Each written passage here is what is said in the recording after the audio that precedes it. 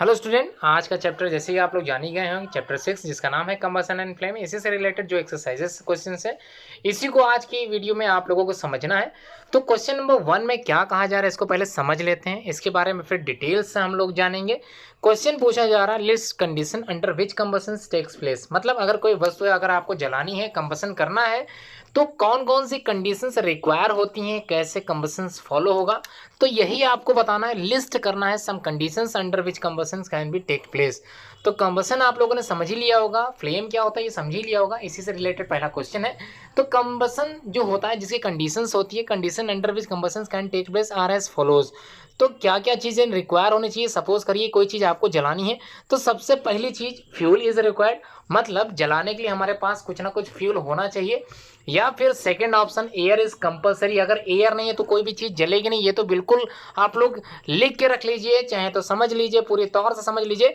जहाँ पर ऑक्सीजन नहीं है वहाँ पर कोई भी चीज़ जलने वाली बिल्कुल भी नहीं है। सपोज करिए आप लोग यूनिवर्स में जाते हैं, अंतरिक्ष में जाते हैं, वहाँ पर अगर आप लोग कोई चीज़ जलाते हैं तो वहाँ पर बिल्कुल भी कोई चीज़ जलने वाली नहीं है।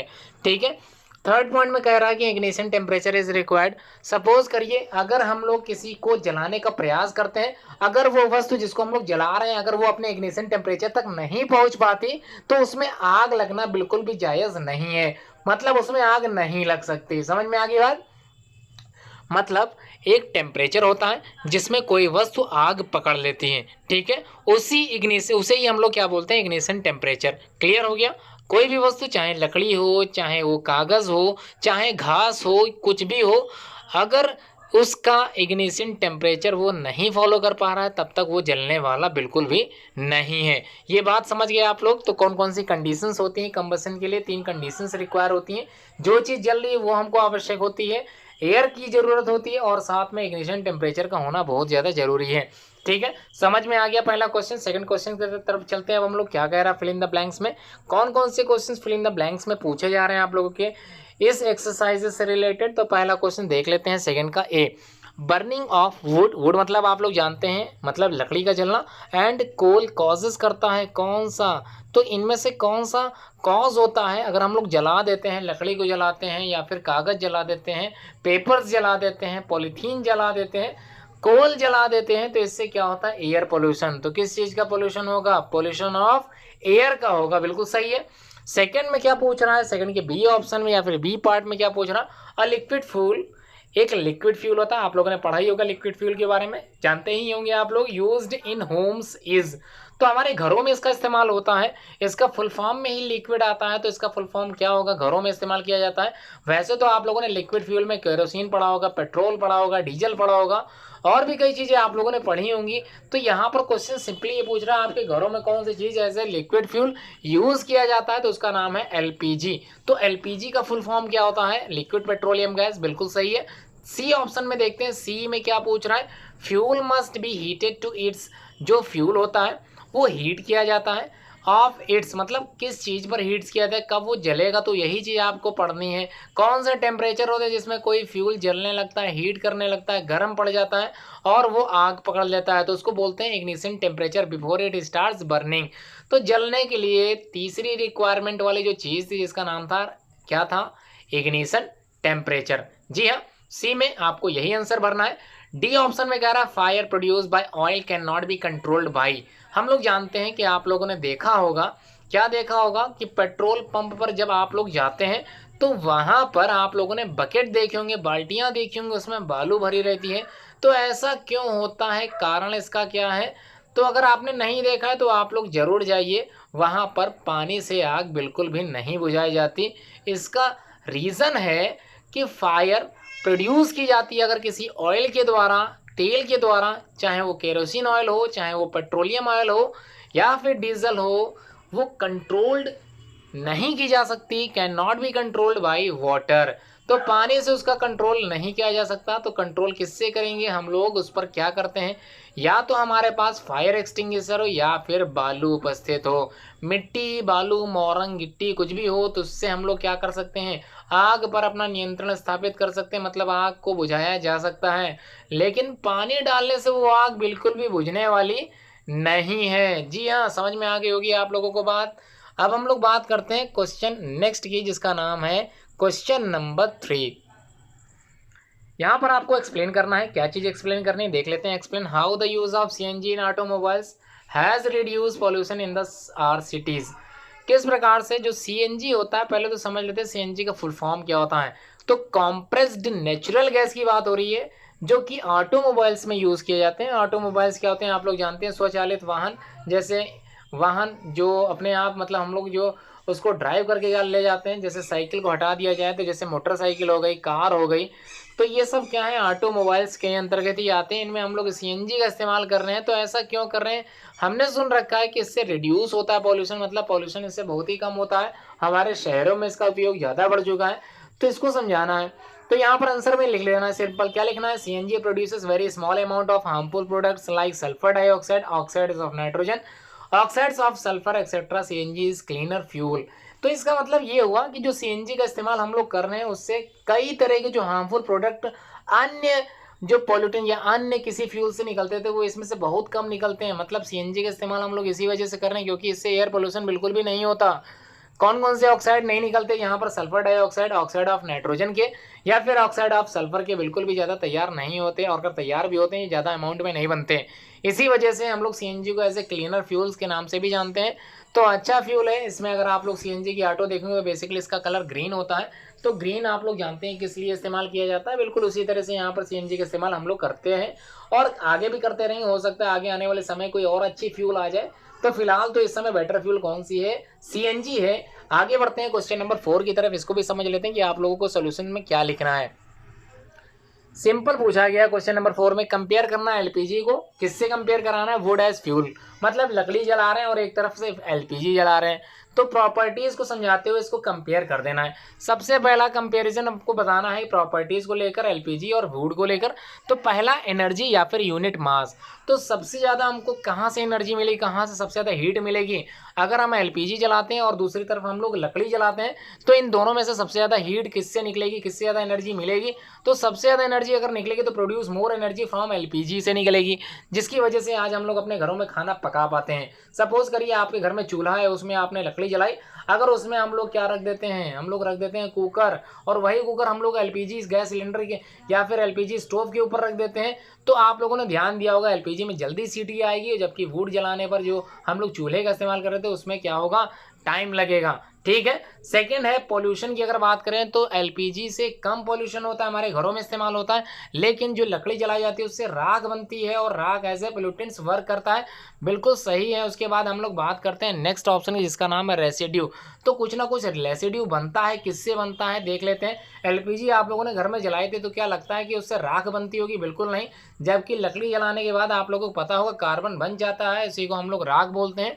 लास्ट में स्टोरेज एंड ट्रांसपोर्ट, किसका जो स्टोरेज है वो आसान है, तो एलपीजी हमारे घरों तक पहुंच गई। लेकिन अगर हम लोग बात करें लकड़ियों की हमारे घरों तक पहुंचाने की, तो उसमें बहुत ही ज़्यादा टाइम टेकन है। या फिर बात करें तो उससे क्या होगा, हमारे फॉरेस्ट हमको प्रोटेक्ट कर रहे हैं वो भी धीरे धीरे कम होने लगेंगे अगर इसी तरह से इनका ट्रांसपोर्टेशन चलता रहेगा। तो need more space to store, इसको हम लोगों को क्या करना पड़ेगा, स्टोर करके रखना पड़ेगा। उसके लिए हमको जगह चाहिए होगी और इतनी ज़्यादा जगह हम लोगों के घरों में नहीं होती। समझ में आ गया। अब बात करें क्वेश्चन नंबर 5 के सम रीजंस आप लोगों को बताने हैं। क्वेश्चन नंबर 5 में कौन कौन से रीजंस हैं, कौन कौन से कारण हैं आपको बताने। चलिए बात करते हैं सबसे पहले ए की। ए में पूछा गया water is not use to control fire involving electricity equipment. Suppose करिए घर में आपके इलेक्ट्रिसिटी तैर रही है, तैरने का मतलब ये नहीं कि वो एकदम स्विमिंग कर रही है, वो बिल्कुल नहीं है। कहने का मतलब वायर के अंदर जो इलेक्ट्रिसिटी प्रोवाइड हो रही थी आपके घरों तक आ रही थी, उसमें हम लोग पानी का छिड़काव नहीं करते, पानी से आग बिल्कुल नहीं बुझाते हैं। तो ऐसा क्यों, क्योंकि हम लोग जानते हैं कि पानी क्या करता है, वाटर के लिए एज ए गुड कंडक्टर है। तो इसी को ही आप लोगों को लिख देना है। समझ लेते हैं कैसे लिखना है। Water is not use to control fire involving electricity equipment because it may conduct electricity and harm those trying to douse the fire. मतलब जो भी आग बुझाने के लिए इसका इस्तेमाल करेगा उस तक ये करंट पहुंच भी जाएगा। इसलिए अगर आपके घर में इस तरह की आग लगती है इलेक्ट्रिसिटी से, तो बिल्कुल भी पानी का इस्तेमाल बिल्कुल मत करें। सबसे पहले क्या करना है, जो मीटर है आप लोगों के लगा होगा घर में, उसका मेन स्विच ऑफ कर देना है बिल्कुल, जिससे इलेक्ट्रिसिटी आपकी घरों की बंद हो जाए। जी हाँ। उसके बाद आप लोग क्या कर सकते हैं, उसको बुझाने के लिए आपके घरों में जैसे मिट्टी होती है, बालू होती है, कंक्रीट होती है, उससे आप प्रयास करें, पानी से बिल्कुल भी प्रयास मत करें। आपके सामने घटना घट सकती है, इसलिए ध्यान देना आवश्यक है। सेकंड में पूछ रहा है LPG is better domestic fuel than wood, मतलब ये वही चीज होगी जो अभी आप लोगों ने समझी थी। तो इसका आंसर तो आप लोग सिंपली लिख लोगे। क्या लिखना है? LPG is a good fuel as compare to wood की अगर बात करें, as it is readily available and it is cheap होती है, सस्ती होती है, it burns easily in the air and moderate rate and the produces a large amount of heat, और हमको एनर्जी भी ज़्यादा मिलती है, हीट भी ज़्यादा मिलती है। It does not leave behind any undesirable substances, और इससे राख भी तैयार नहीं होती है। जबकि ये सारी चीज़ें किसमें तैयार होती थी? लकड़ी जलाने पर। तो समझ में आ गया होगा आप लोगों को आंसर। अब बात करते हैं फिफ्थ की, सी ऑप्शन या सी क्वेश्चन की तरफ चलते हैं। Paper by itself catches fire easily where as a piece of paper wrapped around an aluminium pipe does not. ऐसा क्यों होता है कि पेपर तो आग जल्दी पकड़ लेता है, लेकिन अगर कोई पेपर अराउंड है एल्युमिनियम पाइप से, वो आग नहीं पकड़ पाता। तो इसका मतलब होता है इग्निशन टेम्परेचर, जिसके बारे में आप लोगों ने शुरुआत में ही पढ़ लिया था। जी हाँ, वही चीज़ यहाँ पर आपको लिखनी है। तो कैसे लिखना है इसी को बताने जा रहा हूँ मैं। सिंपली लिख देना, आप लोग क्वेश्चन से उठा के ही पूरा आंसर लिखना है। Paper by itself catches fire easily where as a piece of paper wrapped around the aluminium pipe does not, because the ignition temperature of paper जो होता है वो बहुत ही ज़्यादा लो होता है, जिसकी वजह से वो आसानी से आग पकड़ लेता है। जबकि as compare to the paper wrapped around the aluminium pipe, उसका इग्निशन टेम्परेचर क्या होता है? बहुत ही ज़्यादा होता है as compare to paper, normal paper. समझ में आ गई बात? तो कहने का मतलब ये है कि जो एल्युमिनियम पाइप में पेपर रैप्ड किया गया था, उसका इग्निशन टेम्परेचर बहुत ज़्यादा हाई था, जिसकी वजह से हाई टेम्परेचर तक पहुंचने के बाद ही उसमें आग लग सकती है। लेकिन ऐसा कुछ भी नहीं है, जबकि लो टेम्परेचर या फिर लो इग्निशन टेम्परेचर पेपर पीस का था, जिसी वजह से आग जल्दी पकड़ती है उसमें, और उसमें आग देर में पकड़ती है। समझ में आ गया होगा आप लोगों को कि इग्निशन टेम्परेचर क्यों इतना इंपॉर्टेंट होता है। अब हम लोग बात करने वाले हैं क्वेश्चन नंबर 6 की। Make a label diagram of candle flame. तो आपके सामने एक डायग्राम दिखाई दे रहा है, इसमें कैंडल फ्लेम का डायग्राम है। इसमें आपको क्या बताना है कि कौन सा पार्ट द हॉटेस्ट पार्ट है, और कौन सा पार्ट इज अ मॉडरेटरी पार्ट है, या फिर कौन सा कूल पार्ट है जो ठंडा हो सकता है। तो यहाँ पर आप लोगों ने डायग्राम देख ही लिया और डिफरेंट जोन्स दिखाई दे रहे हैं इसमें। तो इसी में बात कर लेते हैं हॉटेस्ट पार्ट की। जो आउटर पार्ट आपका दिखाई दे रहा है एज ए हॉटेस्ट पार्ट कहलाता है, जिसको यहाँ पर दिखाया जा रहा है ब्लू कलर में। तो आप लोग समझ ही गए होंगे। उसके बाद मिडरेट या फिर मॉडरेटली हॉट है, उसके अंदर का जो पार्ट है जो रेड कलर में दिखाया गया। लीस्ट हॉट जो येलो कलर का है, वो थोड़ा सा कम होता है, या फिर ये कह लें कि बहुत ज़्यादा गर्म नहीं होता है। और वैक्स की कैंडल आप लोगों को दिखाई दे रही है, इनर मोस्ट जोन दिखाई दे रहा है। Unburn wax vapours black colour का जो धीरे धीरे बाहर निकल रहा है, ये आप लोगों को समझ में आ ही रहा होगा। इसी तरह का डायग्राम आप लोगों को बना देना है इस क्वेश्चन के सोल्यूशंस में। आगे बढ़ते हैं क्वेश्चन नंबर, अगली क्वेश्चन नंबर 7 की तरफ चलते हैं।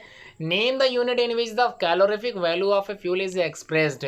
तो हम लोग जो कैलोरीफिक वैल्यू, सपोज करिए कोई ईंधन आप लोग जलाते हैं, कोई कोल आप लोग जलाते हैं, कोई कोई फ्यूल आप लोग जलाते हैं, तो उसको जो एनर्जी मेजर करते हैं वो किस फॉर्म में करते हैं, किस यूनिट में करते हैं, यही आप लोगों से पूछा जा रहा है। तो the calorific value of a fuel is expressed in a unit called, जिसका नाम है किलो जूल पर किलोग्राम। तो केजे अपॉन केजी, इसका मतलब किलो जूल प्रति किलोग्राम। इसको नापते किस में है? इसी में नापते हैं। ये आप लोगों को समझ लेना है अच्छे से। अब बात करते हैं क्वेश्चन नंबर 8 की। एक्सप्लेन कीजिए how CO2 is able to control fire. किस प्रकार से कार्बन डाइऑक्साइड जो होती है वो एबल टू कंट्रोल कर ली जाती है किसी फायर को। मतलब सपोज करिए अगर आग जल रही है, तो कार्बन डाइऑक्साइड इस्तेमाल करने के बाद उस आग पर काबू पाया जा सकता है। तो इसी को बताना है, इसको एक्सप्लेन करना है। तो चलिए एक्सप्लेन करते हैं। हम लोग जानते हैं कि ऑक्सीजन के प्रेजेंस में ही कोई चीज़ जलती है, और कार्बन डाइऑक्साइड के प्रेजेंस में कोई चीज़ क्या होती है? बुझ जाती है। बिल्कुल जिसका अपोजिट होता है। तो बात करते हैं कैसे लिखना है। CO2 being heavier than oxygen, ये तो पता ही था।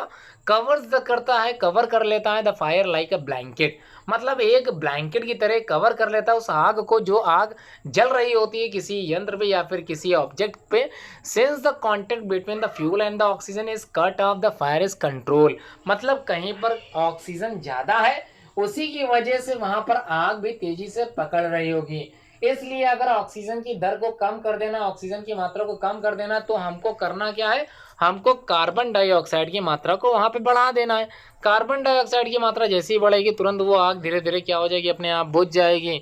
समझ में आ गया? सिंपली वे में आप लोग लिख लोगे इस सॉल्यूशंस को। आगे बढ़ते हैं, क्वेश्चन नंबर 9 की तरफ चलते हैं। इसमें पूछा क्या जा रहा है, it is difficult to burn a heap of green leaves but dry leaves catch fire easily. Explain करना है आपको। सिंपल चीज आप लोगों ने इग्निशन टेम्परेचर पढ़ा ही था। अगर हम लोग बात करें ग्रीन लीव्स की, तो ग्रीन लीव्स का जो इग्निशन टेम्परेचर होता है वो बहुत ही ज्यादा हाई होता है, जबकि as compare to dry leaves तो उसका इग्निशन टेम्परेचर लो होता है। इसी कारण वो आग आसानी से पकड़ लेती है। चलिए बात करते हैं कैसे लिखना है इसको। तो यही चीज लिखना है, the ignition temperature of green leaves is higher than the dry leaves. ये समझ में आ गया? So dry leaves catch fire easily, इसी वजह से आग आसानी से पकड़ लेती हैं। लिख लोगे आप लोग, उसे उम्मीद है। उसके बाद क्वेश्चन नंबर 10 में क्या पूछा जा रहा है, चाहिए जान लेते हैं। क्वेश्चन नंबर 10 में which zone of a flame does not goldsmith use, which zone of a flame does a goldsmith use for the melting gold and silver and why. तो आप लोगों ने देखा होगा, जब आप सुनार की दुकान गए होंगे तो वो सुनार करता क्या है, वो सुनार गलाता है, धातुओं को गलाता है, सोने चांदी के आभूषणों को गलाने के बाद वो अच्छे से उसको क्या करता है, चेंज कर देता है, कन्वर्ट कर देता है, नेक्स्ट फॉर्म में चेंज कर देता है। तो किसका इस्तेमाल करता है, वो फ्लेम का इस्तेमाल करता है। और कौन से फ्लेम के पार्ट का इस्तेमाल करता है, आउटर जोन का, इनर जोन का, मिडिल जोन का, यही आप लोगों से पूछा जा रहा है। तो सुनार से ही रिलेटेड क्वेश्चन है। तो बात करते हैं गोल्ड स्मिथ की। गोल्ड स्मिथ यूज करता है उसी आउटर मोस्ट जोन को जो ब्लू कलर का था, of the flame bye melting, for melting gold and silver, because it is the hottest zone, जिसको हम लोग बोलते हैं complete combustion zone of the flame.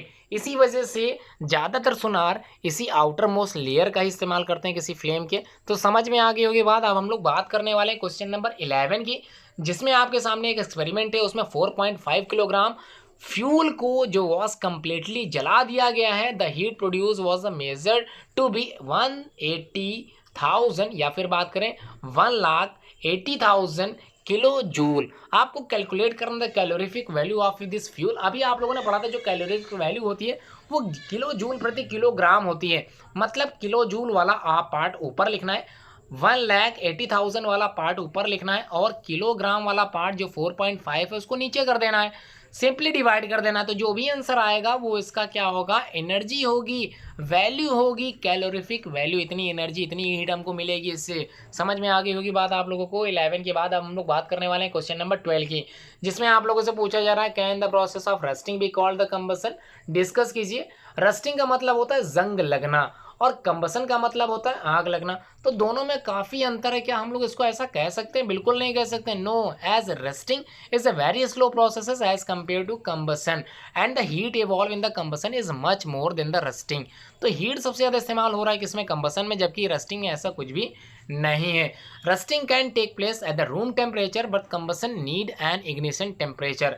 तो रस्टिंग एक रूम टेम्परेचर में होने वाला एक प्रोसेस होता है, जबकि किसी हीट को, किसी कंबसन को होने के लिए एक इग्निशन टेम्परेचर का होना अत्यंत आवश्यक है। तो ये चीज़ आप लोगों को इसके सॉल्यूशंस में लिख देनी है। अब बात करते हैं क्वेश्चन नंबर 13 की, जिसमें आप लोगों ने से पूछा जा रहा है। देख लेते हैं क्या पूछा जा रहा है। सबसे लास्ट क्वेश्चन इस चैप्टर का है। Abida and Ramesh were doing an experiment in which water was to be heated in the beaker. Abida kept the beaker near the wick in the yellow part of the candle flame. Ramesh kept the beaker in the outermost part of the flame, whose water will get heated in a shorted time. तो आपको बताना है कौन सा ये एक experiment हो रहा है। अबीदा एंड रमेश कर रहे हैं, डूइंग कर रहे हैं, क्या चीज़ कर रहे हैं, जिसमें हीट किया जा रहा है, वाटर का पानी गर्म किया जा रहा है। जबकि यहाँ पर Abida kept the beaker near the wick of the yellow part के नज़दीक बीकर रखती है, जबकि रमेश क्या करता है, आउटर मोस्ट पार्ट जो ब्लू कलर का था उसके पास बीकर रख देता है। तो दोनों में से सबसे पहला पार्ट जो आउटर पार्ट है उसी से ही क्या होगा, बीकर जल्दी गर्म हो जाएगा।